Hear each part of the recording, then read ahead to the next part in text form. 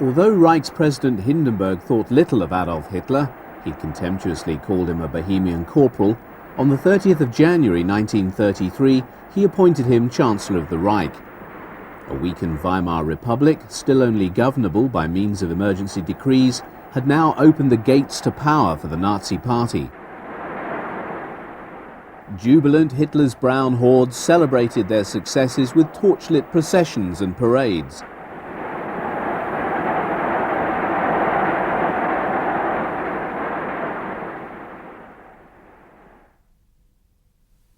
On February the 27th, the Reichstag, Germany's parliament, was set on fire. SS propaganda blamed the arson attack on the communists, although it is believed to have been started by the SS themselves as an excuse to draft a new law, the Reichstag Arson Act. This act now made it legally possible to make random arrests without court judgment, and in the next few weeks thousands were arrested all over Germany.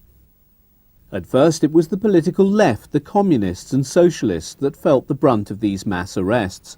There wasn't enough space in the prisons to hold all the detainees, and improvised detention camps were erected all over Germany. The Nazi Party also secured the power of the police under the leadership of Heinrich Himmler.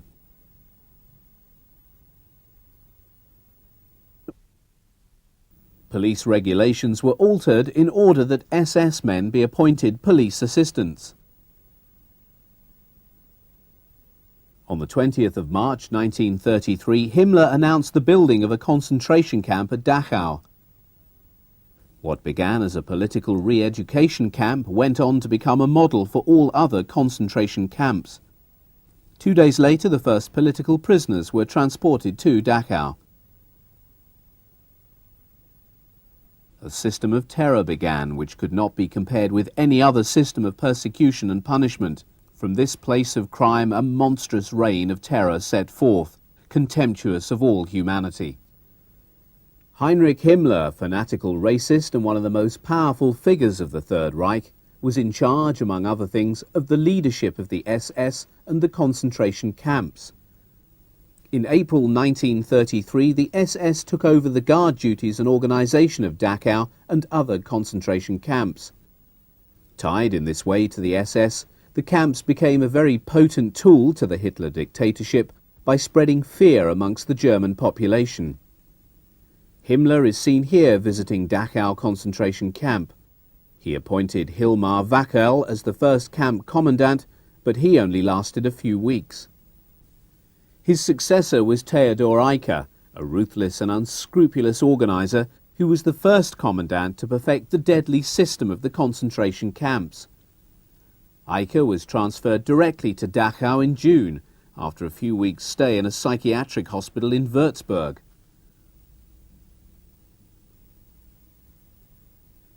In 1934, Himmler appointed him the inspector of all concentration camps and later a commander in the Totenkopf or Death's Head division of the SS. Sometime later in his career, Eicke moved into this building at Oranienburg. From here he managed, organised and planned the administration of all the concentration camps situated inside Germany. By the autumn of 1934, the camp's SS guards were separated from the normal SS troops and they came under the personal control of Eicke. He and Himmler saw the SS Totenkopf troops as elite soldiers or as an order within the SS which could be moulded. So Dachau became a training camp for all the SS guards up until 1938. Also in Dachau wurde sozusagen eingeübt, was später in den großen Vernichtungszentren durchgeführt wurde. Die SS der ersten Jahre des Bestehens des Konzentrationslagers, die mit sehr niedrigen Rängen angefangen haben. This school of brute force produced, among others, the future commandant of Auschwitz, Adolf Eichmann, a previously desk-bound officer whose terrible legacy was that he was to become responsible for the final solution of the Jewish question. Other commandants of Dachau were Hans Loritz, seen here, third from the left. Alex Pierkowski, another commandant, is seen here shaking hands with Himmler.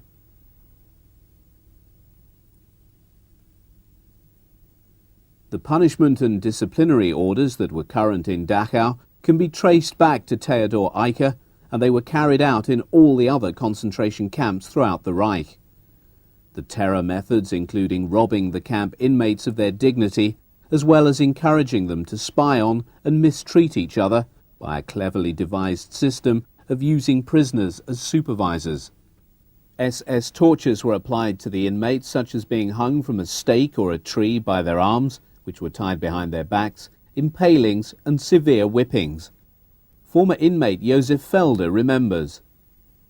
Nun, jeder, der da ankam, damals war es so, das ist sicher später noch viel schlimmer gewesen, der bekam, wenn er die Haare herunter hatte und die Sträflingskleidung an, dann musste er zur Kommandantur und dann musste er die Hose runterlassen und sich über einen Block legen und dann bekam er mit dem Ochsenziemer, sagt man in Bayern, den Ochsenfiesel, bekam er nach der Lagerordnung, in der Lagerordnung stehend, 25 Stockschläge auf den nackten Hintern. Und dann haben sie gesagt, 5, 6, 7, jetzt haben wir uns verzählt, müssen wir wieder anfangen. Sie haben meistens die Zahl, die selbst verordnet war, also festgehalten war, überschritten, sodass das Fleisch verletzt wurde. Nicht wahr? Und dann haben sie die Leute ins Revier geworfen. Once they entered the camp, the prisoners were robbed of their clothes, names and all human dignity. They were given a number and a category. For this categorization, prisoners had to wear a piece of cloth with a particular colour and marking attached to their uniform. The colours and markings issued to prisoners in the main were adjudged on national, religious and social standings. In many cases, these badges were the deciding factor between life and death. Bis 1938 waren nur Deutsche im Konzentrationslager Dachau. Und in der damals bereits bestehenden Hierarchie standen die deutschen politischen Gefangenen an der Spitze und die Häftlinge, denen es weitaus am schlechtesten ging, waren immer die jüdischen Gefangenen. This aerial footage taken of Dachau concentration camp in 1945 clearly demonstrated the specific way in which the space was defined. It shows two large separate areas, one area for the prisoners and the other for the prison command.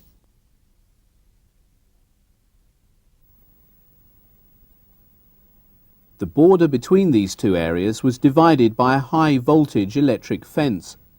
This topographical layout adopted in the camps can be traced back to Theodor Eicke. For reasons of space, the camp was extended in 1937. A completely new rectangular prison camp with 30 barracks was created. The security measures in the camp were also considerably increased. A Polish prisoner, Felix Rack, registered as number 18425, described the sadness of the camp in a poem he wrote, Dachau in Sunshine. In sunshine I got to know the hell that was Dachau, a camp, a row of barracks, a walled fence, a ditch, wires connected to the deadly electrical current, high towers on which the SS men keep guard at night and also through the day, the machine gun ever ready. Like shadows, the starving prisoners move about. I got to know the concentration camp here. This prison block in the camp was known as the bunker. Political, intellectual and prominent prisoners were incarcerated here. Solitary confinement and abuse were the orders of the day. This is one of the two crematoriums which was situated in the camp.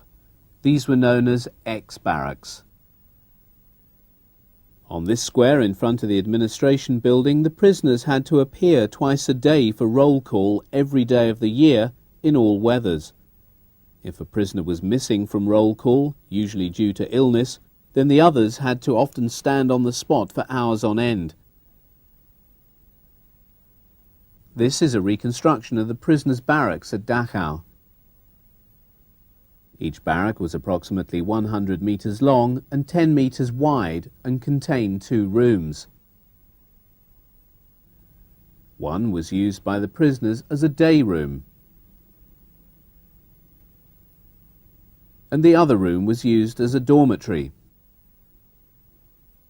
Initially, each barrack was designed to house 208 prisoners, but by the end of 1944 there were 1,600 prisoners in each barrack. The hygiene facilities were totally insufficient for the number of inmates. At the beginning, Dachau was exclusively a political camp. Even the first German Jews who were interned in the camp had been arrested by the Gestapo on account of their political convictions. Communists, Democrats, Unionists, Socialists and Conservatives had all been fighting each other before 1933. They now found themselves suddenly together behind the barbed wire. Josef Jus, a member of parliament, spent almost 4 years in Dachau concentration camp, and he talks about everyday life there. Immer auf Draht sein müssen, immer wach. Einen Augenblick nur vergessen, wo wir sind. Eine schlechte Laune des Lagerführers, des Block- oder Stubenältesten und wir fallen auf. Werden gedemütigt, beschimpft, getreten, geschlagen. Die geringste Widerrede, ein unglückliches Zucken der Muskeln und wir werden gemeldet, bestraft durch stundenlanges Stehen am Lagertor, in strammer Haltung, in Sturm und Wetter, durch Entzug der Nahrung, durch Stockhiebe. Das niederdrückende Gefühl absoluter Ohnmacht, Recht und Schutzlosigkeit gegenüber toll gewordenen Gewalten.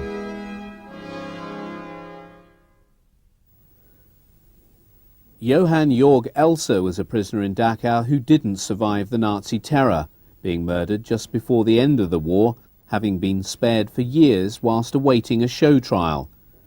On the 8th of November 1939, he'd made an attempt on Hitler's life. Nazi propaganda had tried to make an international conspiracy out of the attempted assassination, although he'd carried out the deed alone. Elser had decided to kill Hitler during a rally in a Munich beer cellar. Working over many nights, he planted a bomb in a pillar near the podium. At 8:10 in the evening, there was a huge explosion. The ceiling collapsed onto the visitors, 8 people were killed and 60 were wounded, but Hitler was not among the victims, for he had left the beer cellar just 3 minutes earlier. Elser was later seized by the Gestapo. On cross-examination, he said Hitler's death would have ended the slavery and ended the war. Dachau was the largest concentration camp for the clergy. Churchmen were brought here from all the other concentration camps until finally there were over 2,700 interned from 27 different nations. Before this, Hitler had tried to approach the two main faiths with the intention of monopolizing both for himself to preside over. The victims of these arrests were rebellious churchmen. Catholic priest Herk was arrested for delivering a critical sermon.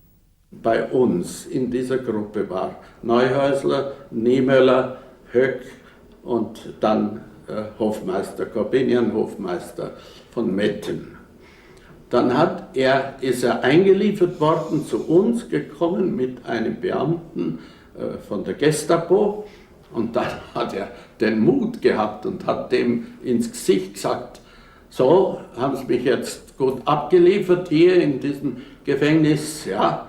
Er hat gesagt, ich danke Ihnen, dass Sie mich lebend begraben haben jetzt. Ja? Denn damit musste man rechnen, dass Sie sozusagen, wenn Sie einen reinbrachten, den gar nicht mehr rauskommen ließen und von ihm auch nichts annahmen an Verteidigung, an Rechtfertigung für sein Leben.